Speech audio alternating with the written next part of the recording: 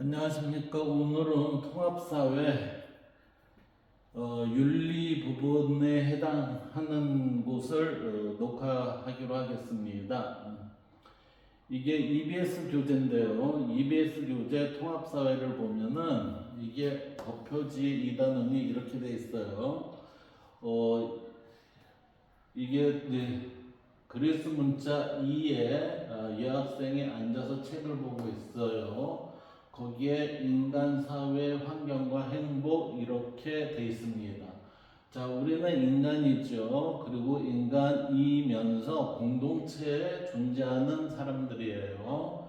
그래서 사회라는 게 들어갔고, 그 다음 이 환경이라는 거는 우리가 공동체 이외의 우리의 주변의 모든 것들과 잘 조화롭게 이루어졌을 때 우리는 그것을 행복이라는 것으로 가져올 수 있습니다 라는 그 형태로 지금 표현이 된 것 같아요.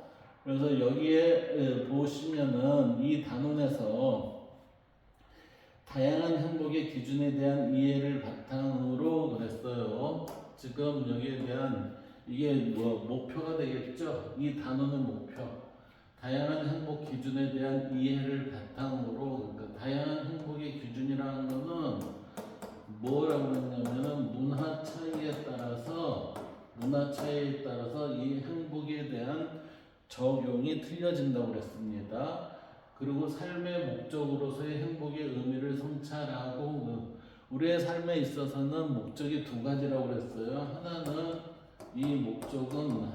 어쩔 수 없이 우리가 가야 되는 죽음의 길이고, 또 하나는 내가 무엇을 선택하더라도 그 선택은 어떤 것을 위해서요? 행복을 위해서 선택을 하는 것입니다 라고 그랬어요. 그래서 그 삶의 목적으로서의 행복의 의미를 성찰하고, 그러니까 두 번째는 되겠죠. 이 의미를 성찰하고, 이 성찰은 누가 하는 거예요? 내가 하는 거예요. 따라서 내가 성찰을 하고, 이거는 지금 누구의 문제죠? 나의 문제예요. 나의 문제이고, 그 다음에 질 높은 정조 환경의 조성, 이거는 우리의 자연 환경을 얘기하는 거죠. 자연 환경을 얘기를 하는 거고, 그 다음에 경제적 안정, 민주주의 실현, 도덕적 실천, 이 부분은 경제적 안정은 소득과 연관이 돼요. 그럼 민주주의 실현, 이거는 자유와 연관이 돼요. 그리고 도덕적 실천이라는 것은 이 모든 것을 연합해서 우리가 나올 수 있는 부분이 어떻게 돼요? 도덕적 실천이 되었을 때 우리는 행복이라는 게 실현이 됩니다. 그래요. 왜 이렇게 되냐면은 우리는 아리스토텔레스가 뭐라고 그랬냐면은 우리가 덕이 실현이 됐을 때 그것은 곧 뭐로 이어진다? 행복으로 이어집니다 라고 이렇게 표현을 했기 때문에 고대에서부터 우리는 이 내용이 불변이에요. 불변. 그렇기 때문에 이 행복한 삶을 실현하기 위한 중요한 조건임을 이해합니다. 무엇이요? 지금 이러한 요 두 개의 내용이 행복한 삶을 실현하기 위한 중요한 조건임을 우리가 이 서두에 지금 밝혀둔 거예요. 자, 그러면 여기 행복한 삶을 실현하기 위한 조건으로 지금 어떻게 되어 있냐면은 이러한 표현을 하고 있어요. 질 높은 정규환경, 그러니까 자연환경이라고 그랬어요. 여기에서 경제적 안정, 소득이 있어야 된다고 그랬어요. 이건 경제활동이 돼야 된다는 얘기죠. 민주주의 발전, 이건 우리한테 자유와 인권이, 인간의 권리가 보장이 돼야 되죠. 그리고 이 도덕적 실천, 이것은 뭐예요? 나와 타자와의 관계를 어떻게 해요? 바람직하게 우리가 맺었을 때 도덕적 실천이 일어납니다. 이렇게 되면 무엇이 일어나죠? 행복한 삶이 실현이 됩니다 라고 이렇게 되는 거예요. 따라서 행복한 삶을 실현하기 위한 네 가지 조건은 뭐겠다? 질 높은 정주환경, 경제적 안정, 도덕적 실천, 민주주의 발전 이렇게 되겠습니다. 자, 그 중에 우리의 행복의 조건 중에 보면은 네 개 중에 지금 청년 세대가 행복의 조건으로 보면 충분한 소득과 자산 그랬어요. 그러니까 이게 결국은 뭐죠? 경제적 활동이 돼야 됩니다. 경제적 활동. 이 경제적 활동은 소득이죠. 소득이 충분해야 합니다. 그 다음 뭐죠? 건강입니다. 그러니까 소득과 건강을 합치면 약 52%가 나와요. 52%. 행복은 이 두 가지가 뭐가 돼요? 기본이 돼야 됩니다. 라고 이렇게 되는 거예요. 그 다음 삶의 만족도와 주요 요인 상관도를 보면 이거는 성별과 연령으로 나누고 그 다음에 경제생활 안정도하고 이게 이제 신뢰도죠. 그리고 이거 경제적 어려움의 정도를 얘기하고 이건 고립감. 그래서 우리는 지금 경제적 생활 안정도하고 고립감에 이게 해결이 되면은 이 둘이 해결이 되면 전체에 있어서의 지금 한 이렇게 보면은 한 60-70%가 이 두 개로 우리는 행복에 대한 문제가 해결이 된다라고 지금 이렇게 보여지고 있습니다. 그 다음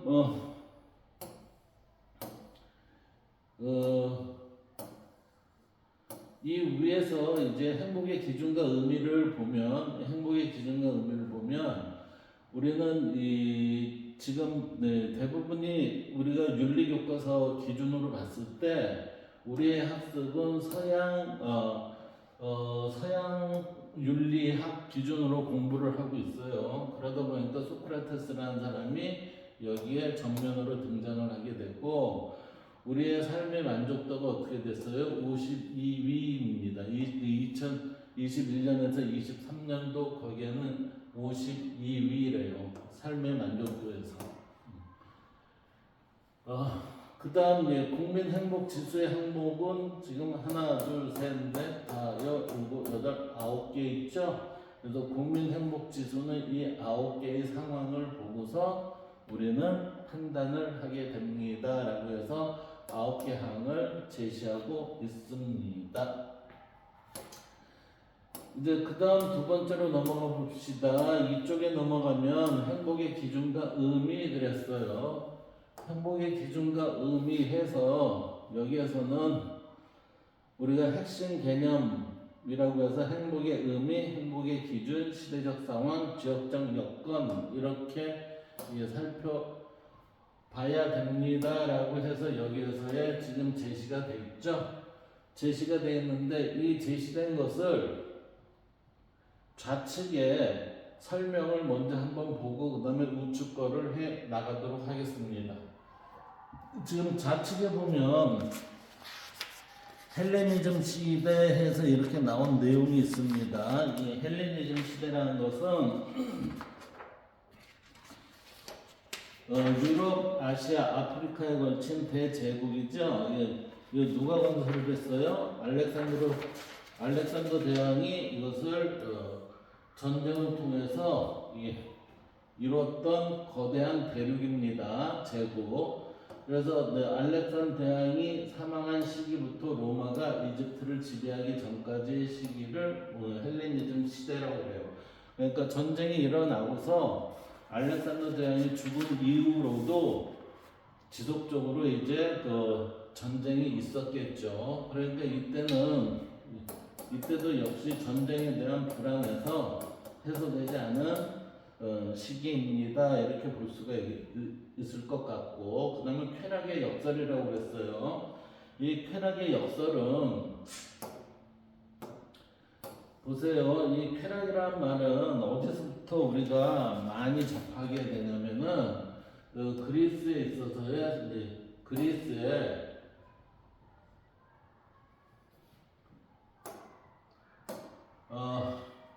이 쾌락이란 말은 그리스의 에피크로스, 이 에피크로스에 의해서 이 쾌락이라는 게 우리가 용어를 접하게 됩니다. 근데 이 에피쿠로스에 있어서의 이 쾌락의 의미는 이때는 정신적 쾌락을 얘기를 해요. 근데 이때 쾌락의 역설이라고 했을 때 이 쾌락은 정신적 쾌락보다는 육체적 쾌락에 준하는 얘기가 됩니다. 왜 그러냐면은 보세요. 감각적이고 순간적 쾌락만을 즐기려 하면 뭐가요? 내 신체가 이렇게 됩니다. 신체가. 더 강도가 높은 쾌락을 원하게 되어 결국에는 쾌락보다 고통과 근심을 겪게 됩니다. 왜 그러냐면은 우리가 육체적인 쾌락은 처음보다는 그게 습관화가 되면 어떻게 돼요? 더 강한 쾌락을 더 강한 자극을 원하게 돼요. 그 자극을 원하다 보니까 더 강도 높은 쾌락을 원하게 되겠죠. 그러다 보니까 그 강도가 높아짐에 따라 어떻게 돼요? 고통과 근심이 겪게 됩니다. 이런 현상이 일어나요. 이것을 쾌락의 역설이라고 합니다. 쾌락의 역설. 따라서 이 쾌락의 역설이라는 표현은 여기에 대해서 시작은 이 쾌락이라는 용어에 대한 쾌락의 용어는 에피쿠로스지만 에피쿠로스에서 시작이 되었지만 누구에 의해서 미래에 의해서 이 쾌락에 대해서 좀 더 구체적으로 제시가 돼요. 구체적 제시. 이때 구체적 제시라는 것은 육체적인 쾌락으로서의 제시가 되겠죠. 그 다음 이 쾌락의 역설이라는 말은 헨리 C.G. 윅이라는 사람이 있어요. 헨리 C.G. 윅. 이 헨리 C.G. 윅이라는 윤리학자가 그 윤리학의 방법이라는 책에서 윤리학의 방법이라는 책에서 이 쾌락의 역설이라는 이 표현을 개념으로 정의를 합니다. 따라서 쾌락의 표현은 에피쿠로스에서 시작이 됐지만 미를 거쳐 우리의 헨리 시주에게 이르러 윤리학의 방법이라는 책에서 개념 정리를 이룬 게 쾌락의 역설입니다.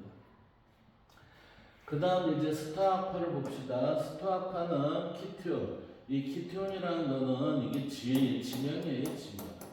키티온이라는 도시에 제논이 창시한 헬레니즘 시대의 철학 학파, 그래서 스토아파, 그래서 금욕과 평온한 삶을 살 것을 주장을 했습니다. 라고 이렇게 우리는 살펴볼 수 있어요. 그래서 우리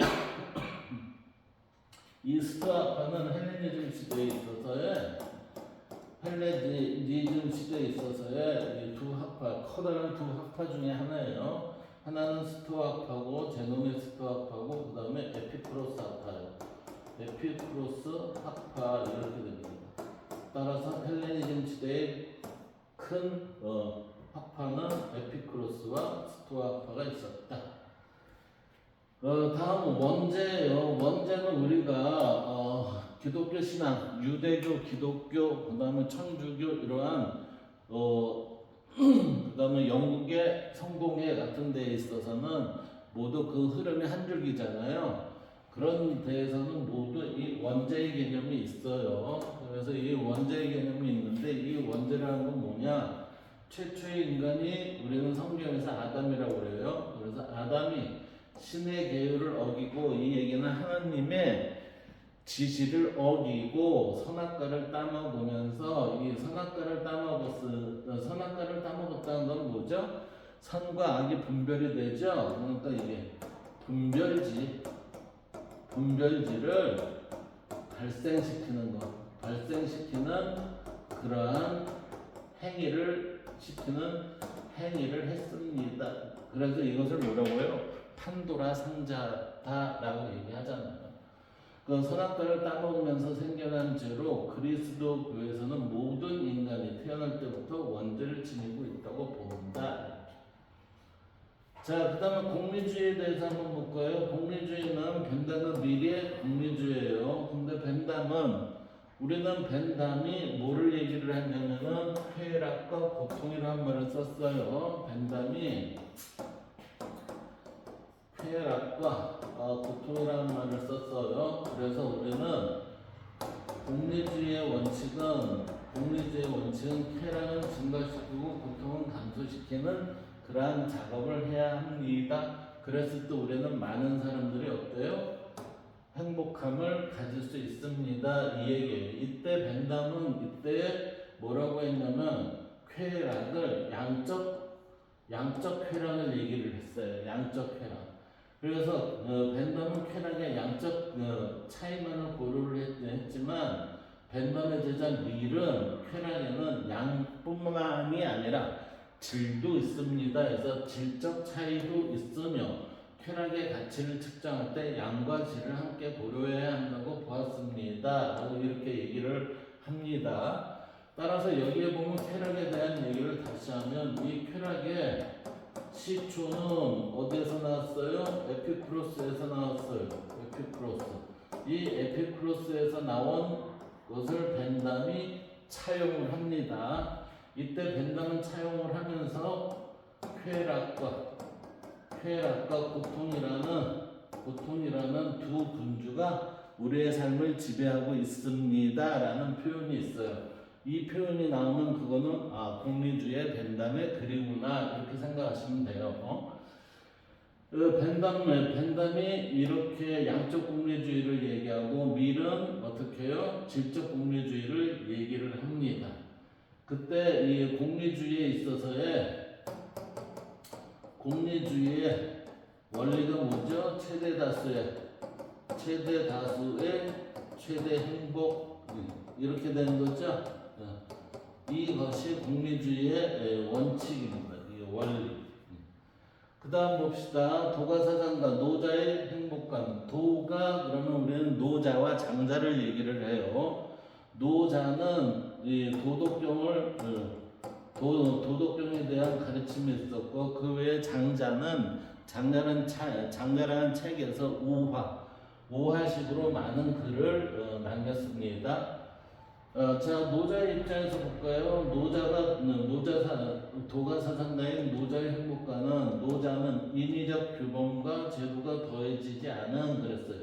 이때 인위적 규범과 제도를 하면은 사람이 만든 거예요. 사람을 만들었다. 그래서 인위 이렇게 얘기해요. 인위.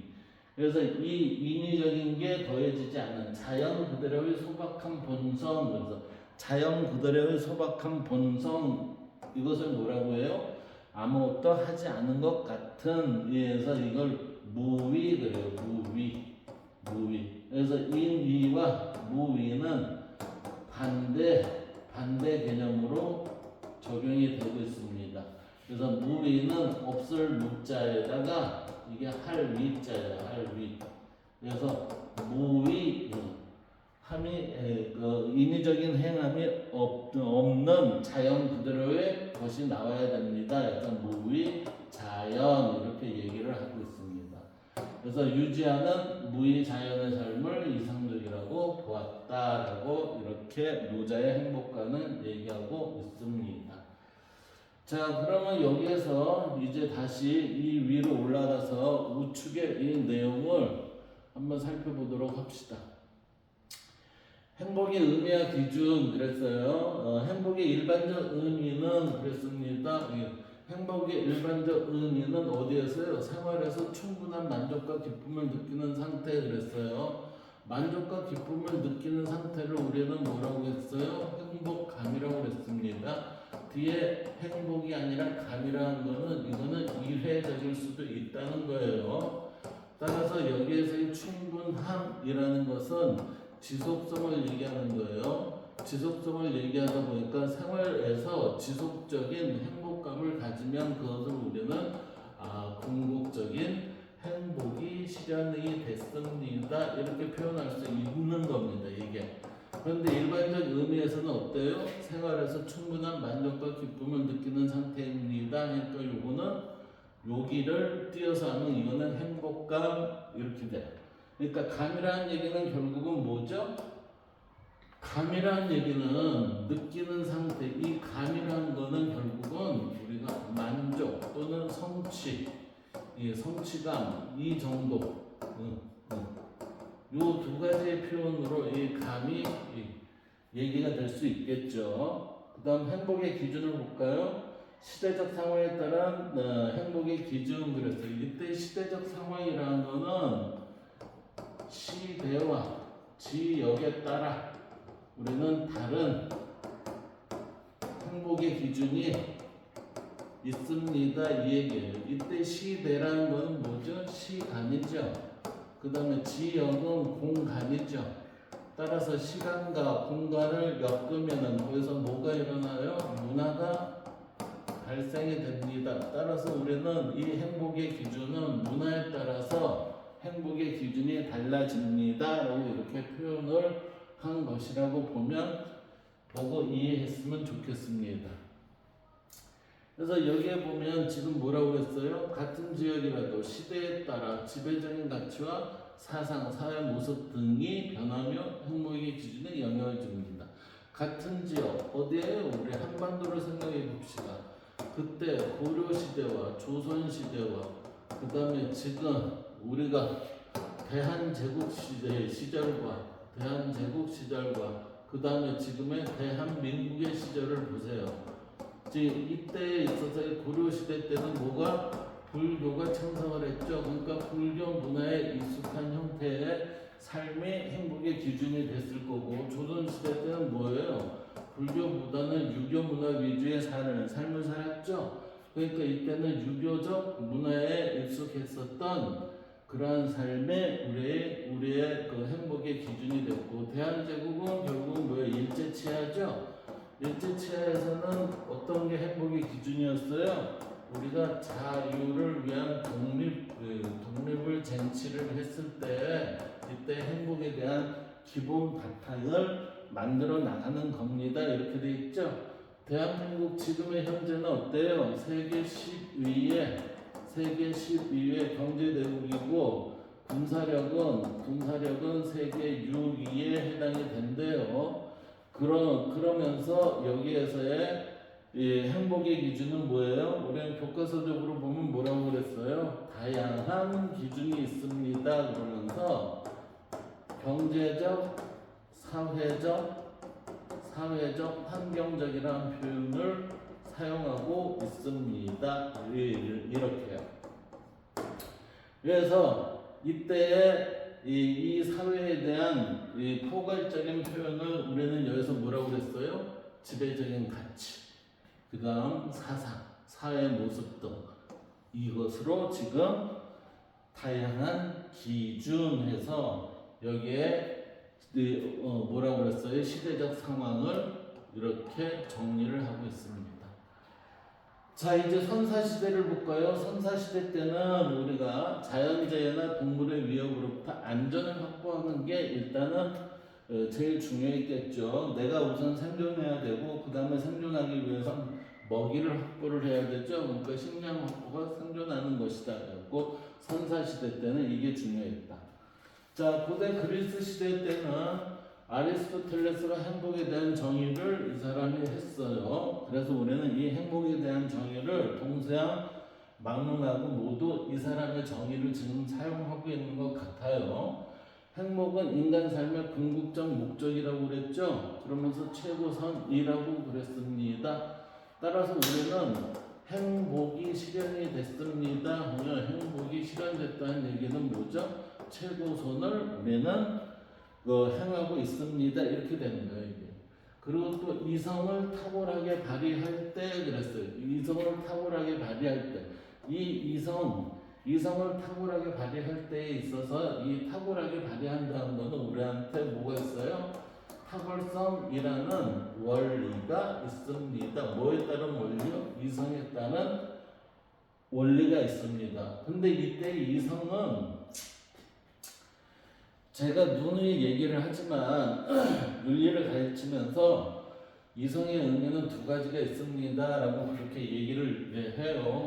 왜 그러면 이성은 이 이성이 고대와 우리의 근대 이후로 넘어오는 이 개념이 좀 틀려요. 고대의 이성이라는 거는 이건 진리의 이고 이거는 우리의 본성의 성이에요. 따라서 진리는 하늘의 개념이고 이거는 사람의 개념이죠. 이 두 가지가 일치가 돼서 드러나는 작업이 이게 이성의 역할이에요. 이성의 역할. 근데 이 이성의 역할은 결국 뭐예요? 이렇게 일치돼서 드러나면 이걸 우리는 천인합일 그래요. 이 천인합일의 상태가 돼서 드러나는 작업이 뭐냐면 이게 지혜가 발현이 돼요. 지혜가 발현이 되는 그러한 탁월성을 누가 가지고 있어요? 우리 인간 각자가 다 가지고 있어요. 이것을 잘 발휘를 할 때, 이 지혜가 발현이 돼서 탁월성을 발휘하게 될 때 우리는 잘 발휘하게 되면 뭐가 드러나요? 덕이 실현이 됩니다. 그래요. 덕이 실현. 이때 덕이라는 건 뭐냐면은 바람직한 관계예요. 바람직한 관계가 실현이 된 것을 얘기하는 거예요. 이게. 그래서 행복이 실현이 된다고 봅니다. 라고 이렇게 돼 있죠. 그래서 이때 우리는 이 행복의 실현이라는 건 덕의 실현의 개념으로 우리는 이걸 변환해서 봐도 맞습니다. 그 다음 이제 헬레니즘 시대로 들어가 볼까요? 헬레니즘 시대의 공통점은 마음의 평온함을 얻는 것이 행복이었습니다. 왜 그러냐면은 시대가 불안했거든요. 시대가 불안을 했어요. 시대가 불안하니 이 불안을 해소하기 위해서는 뭐예요? 이게 공동체를 신뢰할 수 없었어요. 우선은 내가 불안을 해소를 해야 되었거든요. 그러다 보니까 공동체 신뢰보다는 뭐예요?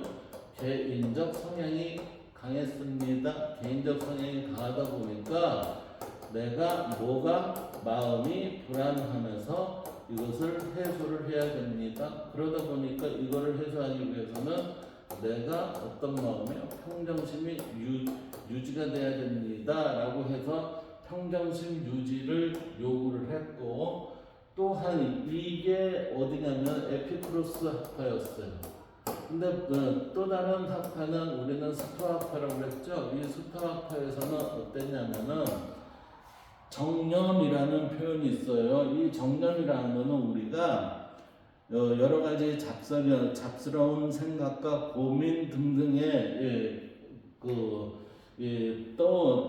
떠오르는 그러한 것들인데, 그러한 것으로부터 우리가 해방이 돼서 어떻게 해요? 전혀 마음의 동요가 없는 상태가 돼야 됩니다. 라고 해서 그것을 우리는 부동심의 경지에 가야 됩니다. 라고 스토아파에서는 얘기하고 있습니다. 자, 이 부분을 여기에서 한번 살펴보면 이렇습니다. 에피쿠로스는 정신적 쾌락을 통해 행복에 이를 수 있음. 참된 쾌락은 육체의 고통이 없고, 지금 보세요. 참된 쾌락은 육체의 고통이 없고 마음의 불안이 없는, 그랬죠? 그러니까 육체의 고통이 없고 마음의 불안이 없는 그 상태니까 결국에는 평온한 삶을 살 때 얻을 수 있습니다. 평온한 삶을 살면서 나타나는 현상은 뭐예요? 평정한 마음입니다. 평정심이 유지됩니다. 이렇게 된 거예요. 그래서 정신적 쾌락을 통해 행복을 이룰 수 있습니다. 정신적 쾌락은 결국은 뭐를 위한 쾌락이에요? 평정심 유지하기 위한 쾌락이었다. 이렇게 보는 거죠. 그 다음 스토아파, 정념에 방해받지 않는 그랬어요. 정념이 무엇이었냐면은, 정념이라는 건 보면 외부의 자극으로 일어나는, 그러니까 어디에서 일어나요? 우리의 사고에서 다양한 생각들이 일어난다는 거죠. 이 비이성적인 마음의 움직임과 충동을 말하며, 그러니까 이때 비이성적인 거는 천인합일의 상태가 아닌, 이 천일합일의 상태에서 나오는 것은 발음의 모습이에요. 발음의 모습. 발음의 모습에서 나오는 게 지혜예요. 지혜. 근데 여기는 비이성적인 마음 그랬으니까 이거는 뭐예요?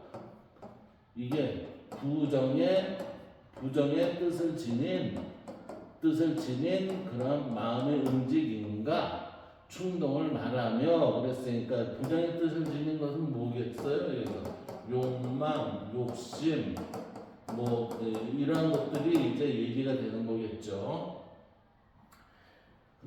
말하며 스토아커는 정념에서 벗어날 때 이런 것으로부터 벗어날 때 행복에 이를 수 있다고 보았다. 이러한 상태가 되면 어떤 상태가 일어난다고 그랬어요? 부동심의 상태가 가져옵니다. 이렇게 되는 거예요. 그래서 스토아커는 정념에 방해받지 않는 초연한 태도로 자연의 질서에 따라 사는 것이 행복이라고 봤습니다. 이 상태를 뭐라고 해요? 부동심의 상태 이렇게 본다는 거죠. 이제 중세시대를 볼까요? 중세시대는 원죄로부터 구원받으려면 신의 은총을 통해 영원하고 완전한 신과 하나가 되어야 합니다. 그랬어요. 지금 여기에서 보면 보세요. 여기서 원죄로부터 구원받으려면 신의 은총을 통해 영원하고 완전한 존재인 신과 하나가 되어야 합니다. 라고 했을 때 신과 하나가 된다는 것은 누가요? 내가죠. 그러니까 신과 내가 하나가 됐다는 것은 합일의 경제에 이르르면 뭐예요? 근데 이 천인 합일의 경제에 이르는 건 누구를 통해요? 신의 은총을 통해서 이렇게 된다면 이렇게 된 거예요. 이렇게 된다면 우리는 구원이 이루어질 것입니다. 그렇죠. 이거는 지금 우리가 중세의 종교에 대한 내용이기도 하지만 이거는 제가 개인적으로 생각했을 때 동양 철학에서도 특히 유교, 불교, 도가의 입장에서도 역시 이러한 경지에 이르르면 어떻게 돼요? 우리는 불교에서는 해탈이 된다고 그러고 여기에서는 이 모든 것을 공통적인 얘기로 하면 이건 깨달음을 얻게 됩니다. 이 얘기. 깨달음이라는 게 여기에서 뭐라고 됐어요? 구원 이렇게 저는 표현이 됐다고 볼 수 있지 않을까 이렇게 생각하고 있습니다. 그래서 이렇게 본다라는 얘기를 여기서는 어떤 표현으로 했냐면은 그리스도교에서는 완전한 행복을 위해서는 신에게 귀의해야 한다고 보았습니다. 이때 신에게 귀의한다는 것은 신과 하나가 되어야 합니다라는 것은 되는 거죠. 그 다음 근대시대 기본적 권리를 중시하죠. 자유와 평등을 보장을 해요. 그래서 행복으로 이것을 행복으로 봅니다. 결국에는 우리는 근대시대 이전에는 뭐였어요? 억압과 통제를 받는 시대였는데 근대시대에 들어와서는 사람의 권리를 좀 존중해 주세요. 이러한 시대가 됐다는 거죠. 그래서 기본 권리를 중시, 자유와 평등을 보장, 그래서 행복으로 우리는 그렇게 되면 행복이 됩니다. 라고 본다는 거죠. 그래서 벤담은 쾌락의 충족을 행복이라고 보고 최대 다수의 최대 행복을 가져오는 행위를 해야 한다고 봤습니다. 이거 공리주의 입장이에요. 공리주의. 자, 이제 지역적 여건에 따라 행복의 기준 봅시다. 지역이라는 건 결국은 아까 뭐라고 그랬어요? 우리는 시간과 공간에 따라서 다른 문화가 형성이 된다고 그랬죠? 예. 다른 문화가 형성이 되는 곳에 따라서 행복의 기준은 다르다라고 이렇게 되는 거죠. 자, 그러면 지역적 여건에 따라 행복의 기준 보면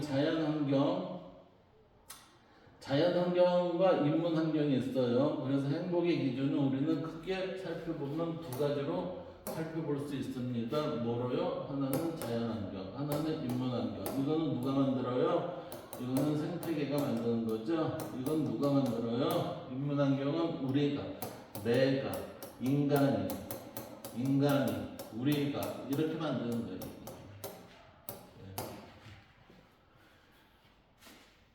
따라서 자연환경에 있어서의 행복의 기준은 뭐예요? 기후, 지형 등과 같은 자연 상태의 환경이 있죠. 이건 우리가 변화를 시키려고 해도 변화가 잘 이룰 수가 없어요. 그래서 우리는 환경에 적응해야 합니다라는 표현을 예를 들면 건조기후 지역에서 뭐가 있어요? 물이 부족하겠죠. 그러니까 깨끗한 물을 확보하는 것이 행복의 기준이 되겠고, 일조량이 부족한 냉대기후 지역에서는 뭐예요? 햇빛이 이제 부족하죠. 그런 데에서는 충분한 햇볕을 쬐는 것이 행복의 기준이 될 수 있겠다라고 이게 자연환경 속에서 보면 이렇다는 거죠. 자, 인문환경에서 볼까요? 인문환경은 아까 우리는 뭐 누가 만들었어요? 우리가 만들었죠. 우리가 뭘 만들어요? 제도를 만들었죠. 간단히 얘기하면 그 제도는 어디에서 만들어요? 정치 입법부에서 만들잖아요. 입법부. 지금은 상권 분립되었고 입법부지만 그 전에는 누가 만들었어요? 황제 아니면 국왕, 예? 아니면 군주 뭐 이런 사람들이 이 지도자들에 의해서 이제 만들어지잖아요. 그리고 경제, 종교, 문화 등과 같은 인간의 활동으로 형성되는 환경을 우리는 뭐라고 한다? 인문환경이라고 한다. 따라서 우리는 행복의 기준이 자연환경보다 인문환경의 영향을 더 크게 받습니다. 그래서 그런 의미에서 보면은 이거를 누가 만들어요? 이거 사람이 만들잖아요. 어떤 사람이요? 지도자. 그래서 좋은 지도자를 만나면은 인문 환경이 좋아지는 거예요. 이게 인문 환경이 좋아진다. 이 인문 환경이 좋아진다면 어떻게 돼요? 우리는 공동체의 행복의 척도가 많이 올라갈 수 있습니다. 이렇게 됩니다. 근데 좋은 지도자가 아니면 어때요? 좋아지는 게 아니라 퇴보합니다. 퇴보하면 공동체 행복이 아니라 공동체의 불행이 커지게 됩니다. 이렇게 되는 겁니다. 그래서 우리는 국민투표를 할 때 좋은 지도자를 잘 뽑아야 됩니다.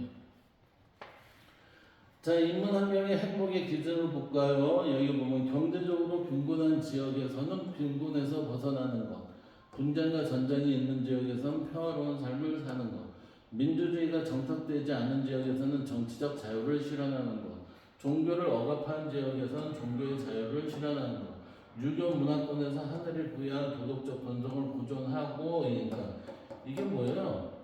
이 하늘이 우리한테 부여한 거, 이거 천성이잖아요. 천성. 하늘이 우리한테 부여한 것을 천성을 해요. 이 천성을 보존하고 인을 실현하는 거. 이 인이라는 거는 우리는 대체적으로 쉽게 표현하면 어떻게 하죠? 대체적으로 보면 이것을 기독교의 사랑, 불교의 자비, 그 다음에 유교의 인 모두 동일한 형태의 우리의 인간관계, 바람직한 인간관계의 모습으로 보고 있습니다. 그 다음 대성불교 문화권에서는 불성을 바탕으로 수행을 통해 그랬어요. 이 불성이라는 게 뭐죠? 하늘에서 부여한 천성을 우리는 모두에게 있습니다 라고 해요. 그걸 불성이라고 하는 거예요.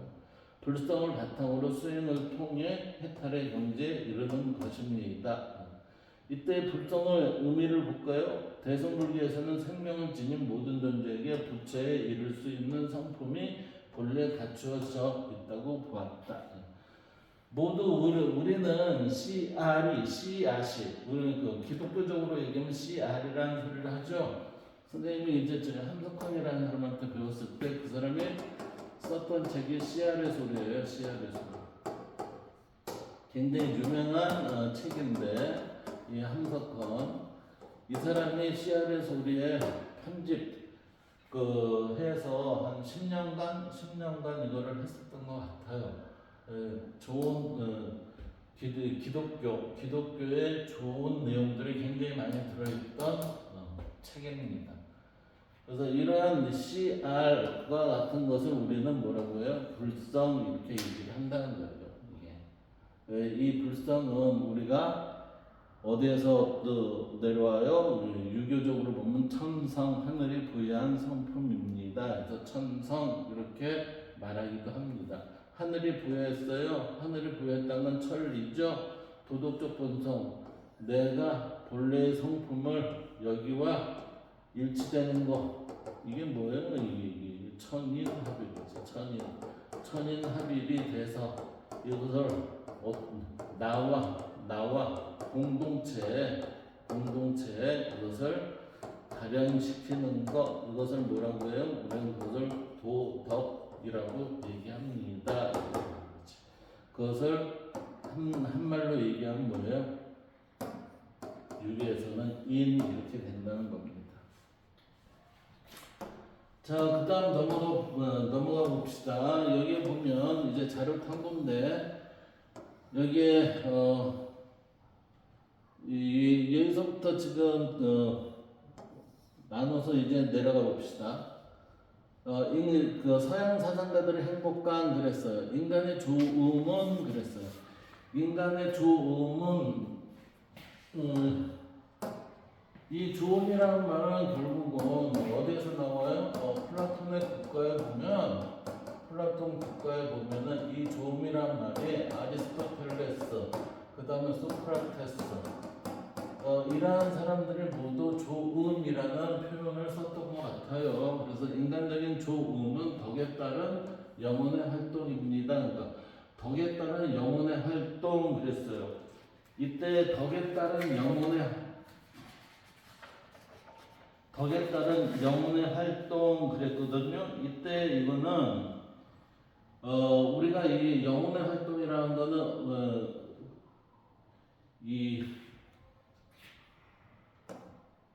그 영혼의 활동이라는 거는 우리가 어떤 행위를 하고 나서 덕에 따른 그랬으니까 덕이라는 건 관계라고 그랬죠.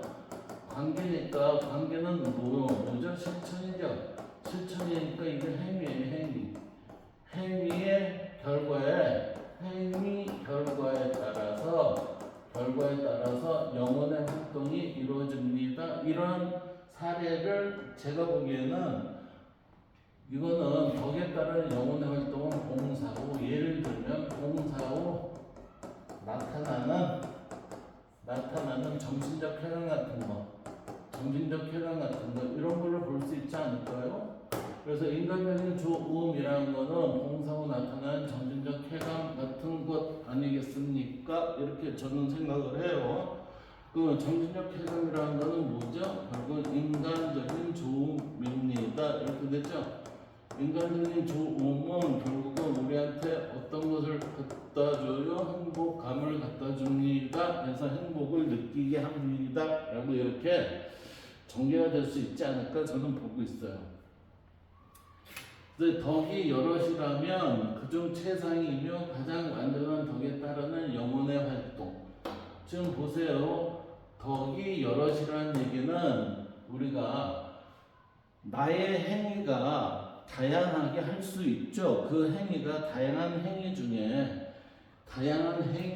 그중 최상이며 가장 완전한 덕에 따르는 영혼의 활동이 인간적인 좋음일 것입니다. 라고 했으니까 우리의 행위 중에 궁극적으로 계속해서 올라가는 최종의 목적이 되는 행위가 이루어졌을 때 그때는 가장 완전한 덕에 따르는 이 말을 쓸 수가 있다는 거죠. 그러한 행위에 따르는 영혼의 활동이 인간적인 좋음일 것이다. 그러니까 인간적인 좋음은 결국은 행복을 가져오는 건데 그거는 최종적인 형태에 있어서의 가장 좋음의 선택이 됐을 때 이렇게 된다라고 봐야 될 것 같아요. 그래서 한 마리 제비가 봄을 만드는 것도 아니며 한 마리 제비가 왔다고 그래서 봄이 된 것도 아니며 좋은 날 하루가 봄을 만드는 것도 아니니까 그렇듯 행복한 하루나 짧은 시간이 지극히 복되고 행복한 사람을 만드는 것도 아니다. 그러니까 행복이라는 거는 이례적이고 만족이 되는 게 아니라 지속성이 있는 형태의 것이 됐을 때 우리는 행복이라고 얘기를 할 수 있다고 그랬어요. 그래서 행복은 어때요? 지속성입니다. 이렇게 되는 거예요. 자, 여기 한번 봅시다. 여기 보면 덕에 따른 영혼의 활동 이 표현을 덕에 따른 영혼의 활동 이것을 아리스토텔레스는 행복이 특정한 상태가 아니라 삶에서 실천해야 하는 것이라고 보았다. 우리는 저기 교과서에서 보면은 행복은 생활에서 이런 표현이 있어요. 그 얘기가 지금 덕에 따른 영혼의 활동은 어디에서 이루어져야 돼요? 우리의 삶 속에서.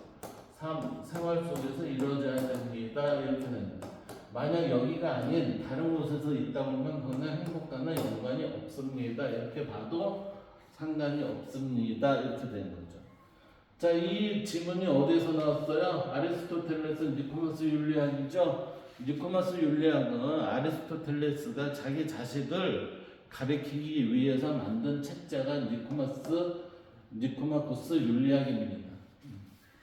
자, 그 다음 볼까요? 쾌락이 인생의 목적이라고 우리가 말할 때 무지하거나 우리의 견해에 동의하지 않거나 오해하는 일부 사람들의 생각처럼 방탕한 자의 쾌락을 말한다. 지금 우리는 일상적으로 쾌락이라는 표현을 쓰면 뭐예요? 우리는 누구나 쾌락 그러면은 육체적인 쾌락을 먼저 생각하지 않을까? 이 얘기를 지금 얘기하는 거예요. 그래서 일부 사람들이 생각한 생각처럼 방탕한 자의 쾌락을 말한다.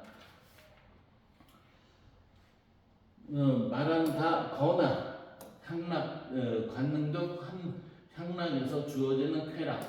이것을 일부 오해를 해서 쾌락이라고 하면 그렇게 오해를 해서 얘기하는 쾌락을 생각을 할 수 있겠다 이 얘기죠. 그러나 이러한 쾌락을 말하는 게 아니라 몸의 괴로움도 없고 영혼의 동요도 없는 상태입니다. 이건 누구 얘기예요? 에피쿠로스의 얘기죠. 그러니까 에피쿠로스가 메노이테우스에게 보내는 편지 속에서 쾌락은 뭐라고 그랬어요? 몸의 괴로움도 없고 영혼의 동요도 없는 상태입니다. 이것을 평정심의 상태라고 하고 아타락시아 이렇게 표현한다고 그랬어요. 아타락시아. 그래서 여기에서 보면은 이때의 쾌락은 그러니까 인생의 목적이라고 우리가 말할 때 했을 때 이때의 쾌락은 무슨 쾌락이에요? 에피쿠로스의 쾌락이니까 정신적 쾌락이다 이렇게 얘기가 되겠죠.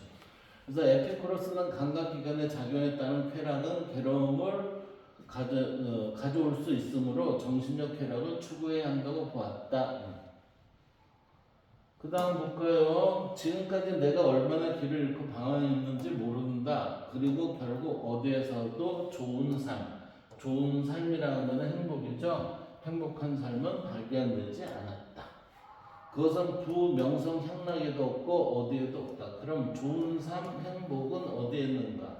이것은 뭐예요? 인간 내면이 자연이 추구하는 바를 행하는 데 있습니다. 지금 이 표현을 잘 보세요.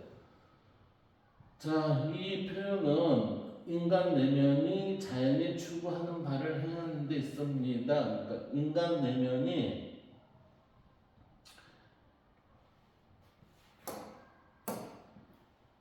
내면이 자연이 추구하는 바 이게 뭐죠? 우리의 양심의 거리낌이 없는 상태를 얘기하는 거 아닐까요? 그러니까 이거는 양심의 어긋남이 없는 그러한 상태. 이 얘기는 뭐예요? 자연의 질서를 따르는 데 있습니다. 이렇게 되는 거지. 다시 말하면 이건 동양적으로 얘기하면 어떻게 돼요? 순리에 따르고 있습니다. 이렇게 되는 거예요. 그래서 행복이라는 것은 내가 인위적인 게 아니라 내 양심에 어긋나지 않는 행위를 하면서 또한 그 행위가 우리의 이성에 합당한 순리를 따르는 것이 맞다라고 지금 아우렐리우스는 얘기하고 있어요. 이 아우렐리우스는 이 사람은 황제죠, 황제. 그 다음 밑에 거를 볼까요? 그 다음 밑에 거를 보면 얘 보면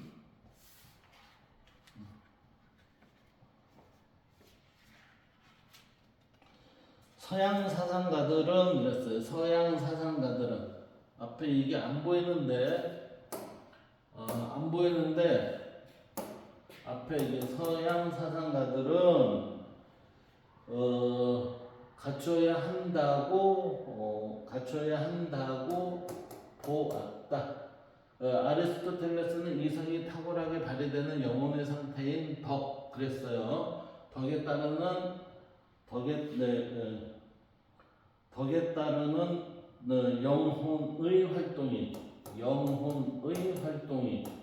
영혼의 활동이 행복이라고 보았다. 헬레니즘 시대의 에피쿠로스학과 스토아학과는 마음의 평온함, 이때는 마음의 평온함을 이룰 때 행복을 실현할 수 있다고 봤다. 에피쿠로스학파는 이성으로서 욕구를 분별하고 절제하는 검소한 삶을 살아갈 때 마음의 평온함에 이를 수 있다고 보았으며 스토아파는 이성의 명령이자 자연의 법칙인 자연법에 따른 삶을 살 때 마음이 평온함에 이를 수 있다고 보았습니다. 이렇게 되는 거예요. 지금 이 부분을 볼까요? 이 부분을 보면 서양 사상가들은 행복한 삶을 살기 위해서는 이성을 바탕으로 덕을 갖춰야 합니다. 이성이라는 것은 우리는 이게 에피쿠로스가 고대죠. 그러니까 이성이라고 했을 때는 뭐예요? 이게 천인 합일의 상태에서 또는 이건 깨달음의 상태에서 깨달음을 바탕으로 덕을 갖춰야 합니다. 여기에서 이게 깨달음을 이루면 이성을 바탕으로 한다는 것은 지혜가 발현이 되는 거죠. 따라서 이성을 바탕으로 나오는 지혜에 따른 덕을 갖춰야 합니다. 이 덕이라는 것은 지금 이 밑에 아리스토텔레스에 의해서 이 부분을 지금 정리해 놓고 있어요. 어떻게 정리해 놓나 봅시다. 아리스토텔레스는 여기에서 뭐라고 했냐면은 이성이 탁월하게 발휘되는 영혼의 상태인 덕 이렇게 표현했어요. 이성을 바탕으로 덕을 갖추어야 이성이 탁월하게 발휘되는 그랬어요. 이 탁월하게 발휘되는 건 뭐로 인해서요? 지혜로 인해서.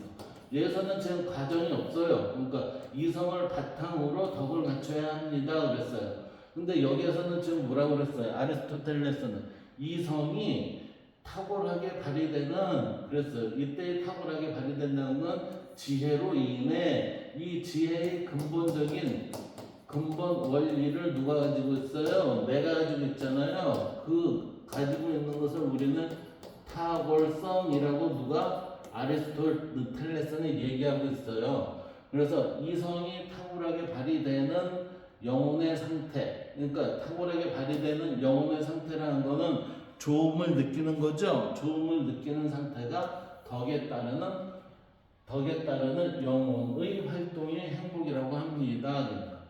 그러니까 행복이라는 거는 우리가 여기 보세요. 영혼의 상태인 덕이라는 건 실천을 해서 나타나는 결과죠. 그 결과물에서 우리의 영혼이 행복하다고 가져온다는 거예요. 따라서 행복이라는 건 뭐예요? 우리가 육체적인 것보다는 정신적인 부분에 많이 들어가 있다 이렇게 봐야 되는 거죠. 그래서 헬레니즘 시대의 에피쿠로스학과 스토아학파는 마음의 평온함에 이를 때, 그러니까 마음의 평온함에 이를 때라는 것은 결국은 육체보다는 정신에 가깝다는 거죠. 이것을 행복을 실현할 수 있다고 봤다. 내가 정신적으로 불안하지 않으면 마음이 평정한 마음 혹은 부동의 마음이 있었을 때 우리는 어떻게 돼요? 우리는 영혼의 활동이 행복이라고 보았다라는 이 얘기를 할 수 있다는 거죠. 그때 우리는 비로소 행복이 실현됐구나 라고 본다는 거죠. 그래서 에피쿠로스 학파는 이성으로서 욕구를 분별하고 절제하는 검소한 삶을 살아갔다. 이성으로서 그랬죠. 이성에서 나오는 게 뭐예요? 지혜죠.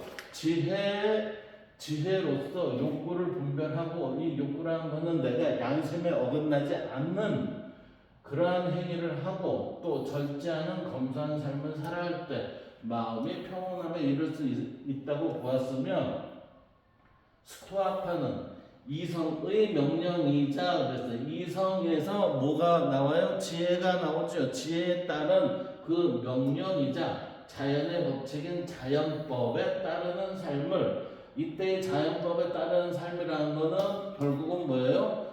예, 우리가 순리에 따르는, 이렇게 볼 수가 있어요. 순리에 따르는 삶을 살며 마음이 평온함에 이를 수 있다고 보았습니다. 예. 결국에는 이 얘기는 우리가 마음의 평온함을 유지하기 위해서는 이치에 어긋나는 행위를 하면 안 됩니다. 그 이치에 어긋나는 행위가 뭐죠? 양심에 위배되면 안 됩니다. 양심에 위배되지 않는 행위가 무슨 어떤 거예요? 우리가 여기에서 보면은 탁월하게 발휘되는 그런 모습이고, 그 탁월하게 발휘됐을 때 우리의 불안함이 없는 떳떳함이라는 것은 영혼의 상태가 덕에 이르는 그러한 결과물을 가져옵니다 라고 이렇게 봐야 된다는 거지. 네. 그래서 저는 이 표현을 이렇게 보기도 했어요.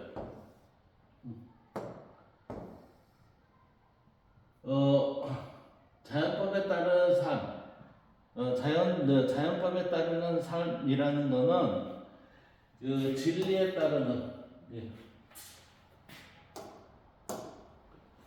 진리에 따르는 바름의 실천입니다. 왜? 진리가 바름의 속성을 지니고 있어요. 네, 다시 말하면 진리는 발음의 본체예요. 발음의 본체.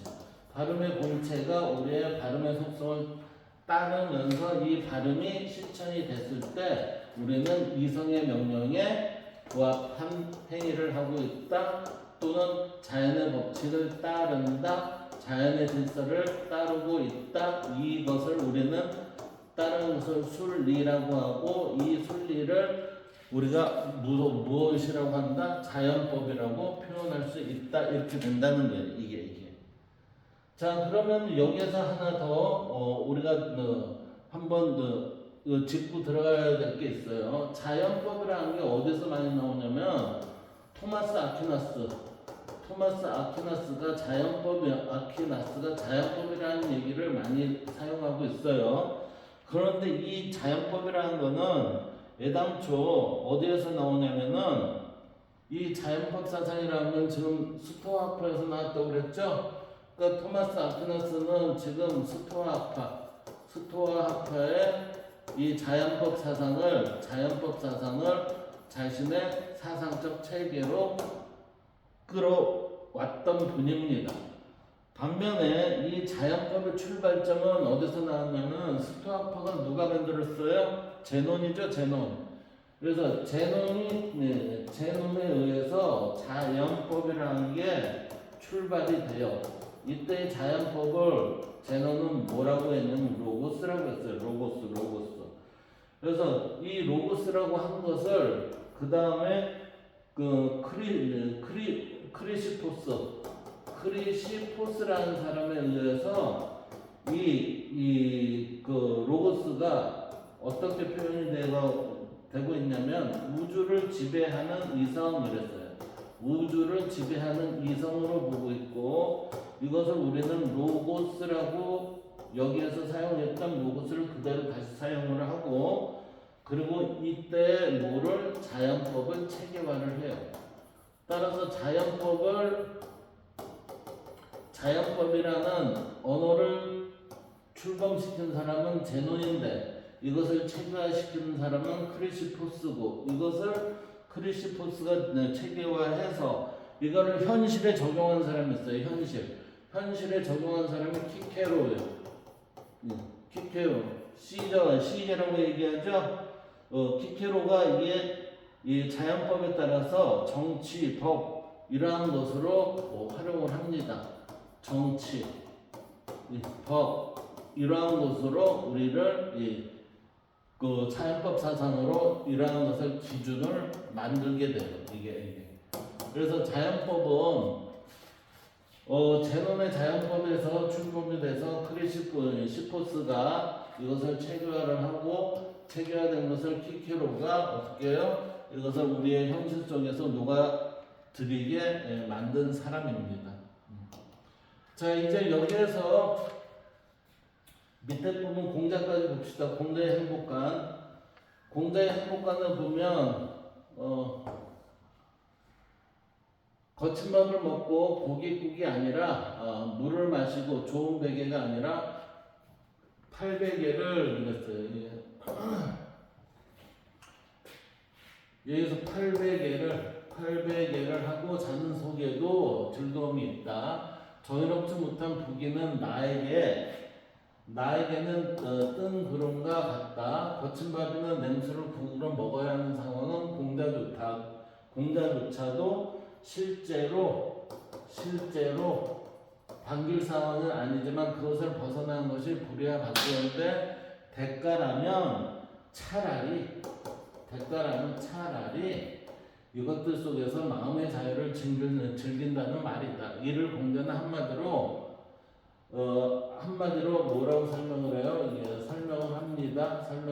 가난할지라도 도를 즐기고 이게 안 빈다도 부유하더라도 얘를 좋아하는 것입니다. 그래서 좋아하는 것이 가장 좋은 상황, 곧 행복한 상황이라고 설명을 하고 있어요.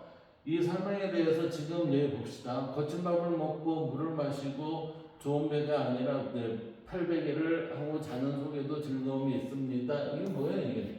이게 편안함이죠. 이게 무엇의 편안함이에요? 마음의 편안함이에요. 마음의 편안함이 있으면은 그 속에도 즐거움이 있습니다.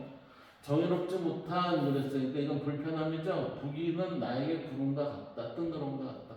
거친 밥이나 냉수를 국으로 먹어야 하는 상황은 공자조차도 실제로는 좋아하는 상황은 아니지만 그것을 벗어나는 것이 불의와 바꾸는 대가라면 차라리 이러한 삶 속에서 사는 게 마음의 자유를 즐긴다는 말이 지금 이 위의 표현이다.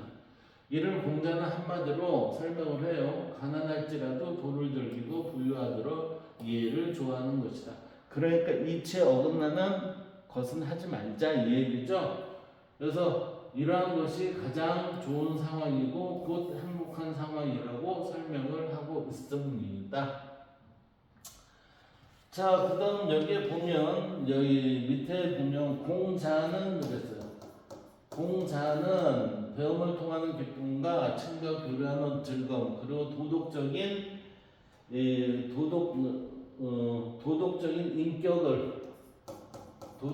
인격을 갖춘 군자의 삶을 통해 좋은 삶, 행복한 삶을 살 수 있다고 보았다. 행복한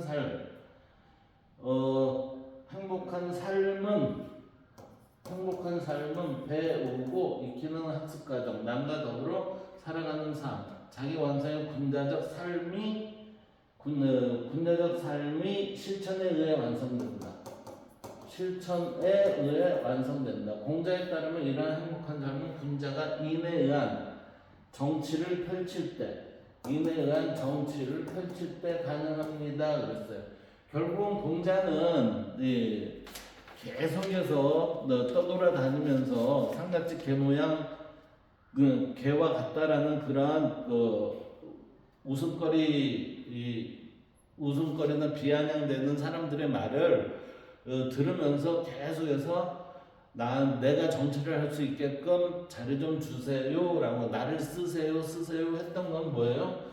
맨 마지막에 인간사회 공동체에 있어서의 마지막 단계는 뭐다? 정치였다라는 것을 여기에서 보여주는 거예요. 이게. 그래서 정치가 잘못되면 우리의 처음과 끝이 엉망이 되는 거고 처음은 잘 됐다고 하더라도 처음과 중간이 잘 돼 갔었는데 정치가 엉망이면 모든 게 바스라지는 모습을 공자의 얘기에서 살펴볼 수가 있어요. 공자는 지금 여기에서 배움을 통해 얻는 기쁨이라는 것은 하기 시습지 불영 열후아예요. 이게 하기 시습지 불역 열후아 이거고 그 다음에 도덕적인 그 다음에 친구와 교류를 하여 얻는 즐거움 그랬어요. 이거는 유붕이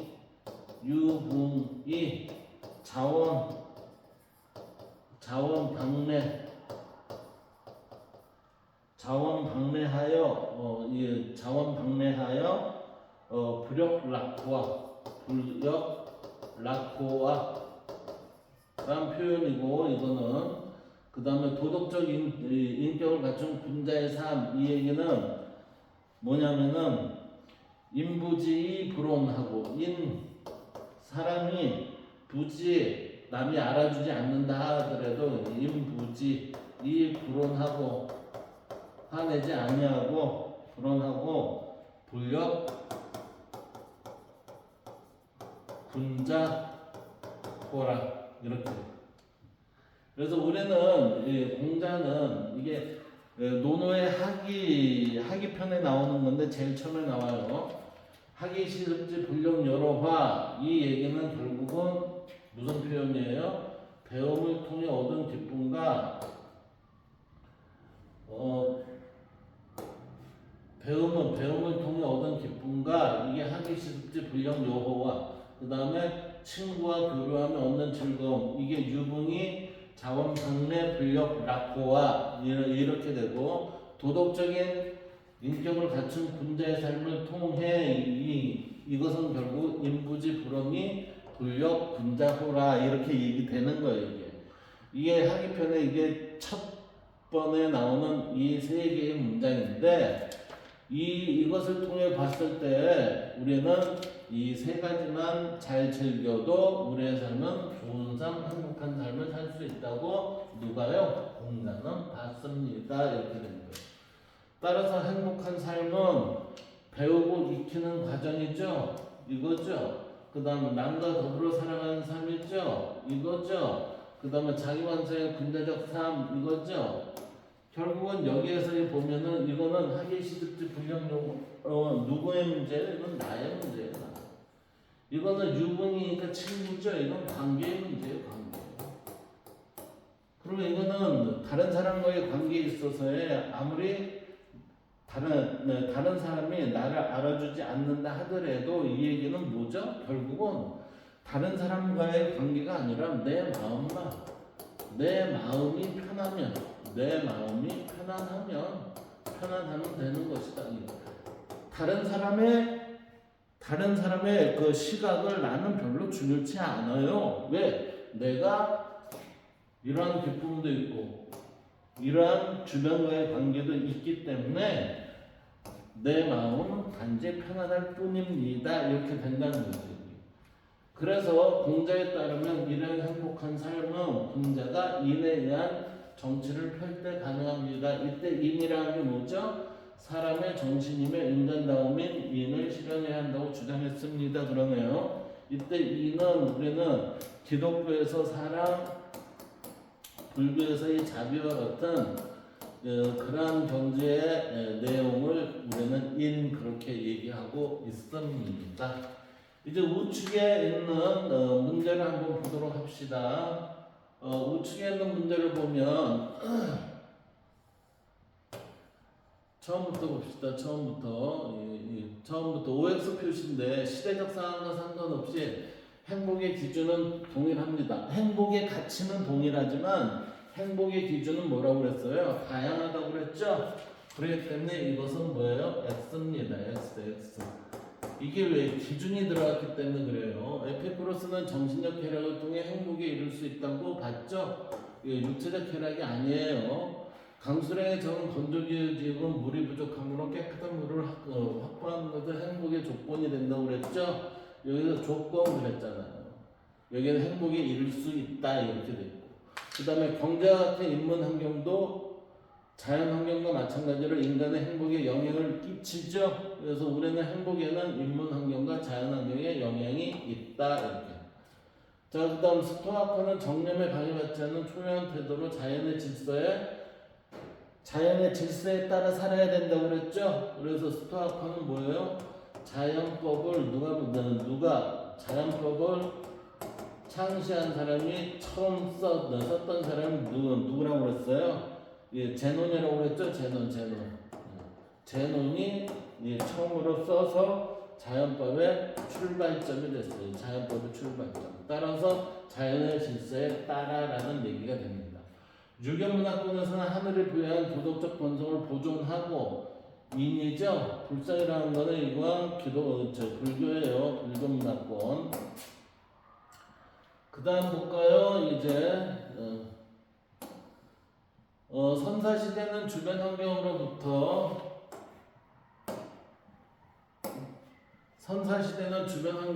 안전을 확보하고 식량을 확보하여 뭐 하는 게요? 생존이 주 목적이었죠? 이게 생존하는 것이 행복의 기준이었어요. 민주주의가 정착되지 않는 지역에는 정치적인 자유를 실현하는 것이 행복의 기준이라고 그랬어요. 원자로부터 우리는 무엇을 받아요? 구원을 받으려면 신의 은총을 통해 영원하고 완전한 신과 하나가 되어야 된다고 그랬죠. 그 다음 분쟁과 전쟁으로 삶의 터전이 파괴당하고 생명이 위협받는 사람들에게는 뭐가 이게 평온한 사람이죠. 평온한 거. 이 평온을 오려면 평화로운 삶이 필요하다 이렇게 되는 거예요. 자, 에피쿠로스 정신적 쾌락이죠. 그래서 에피쿠로스가 추구한 거는 행복, 정신적 쾌락, 마음의 평온함 이게 되겠네요. 따라서 기억, 디귿, 미음이 되고 스토아코가 추구한 것은 정념, 이것도 역시 정념의 지배가 아니고 육체적 쾌락도 아니었어요. 그럼 이 얘기는 스토아코가 추구한 것은 행복하고 마음의 평온함 이렇게 되겠네요. 기억과 미움. 이때 정신적 쾌락은 에피쿠로스고 이때 스토아코가 추구한 건 부동심이거든요.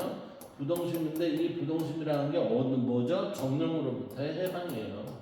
정념으로부터 해방되는 거 이렇게.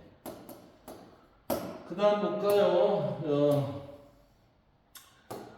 아리스토텔레스는 지금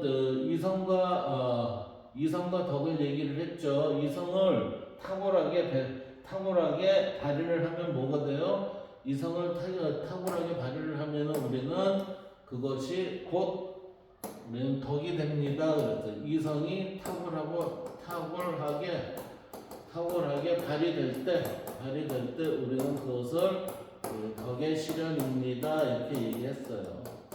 그 다음에 벤담은 공리주의죠. 최대 자수의 최대 행복 이렇게 되어 있고, 자연환경은 기후와 지형이 되고, 인문환경은 종교와 문화가 되겠습니다.